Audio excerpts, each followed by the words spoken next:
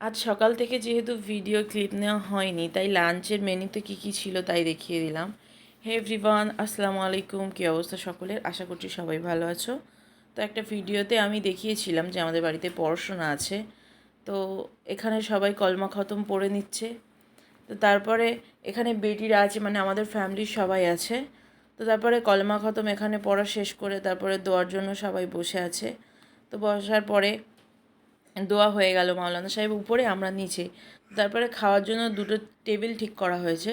তো টেবিল দুটো সাজানোর পরে এটা হচ্ছে বিরিয়ানির ফাইনাল লুক।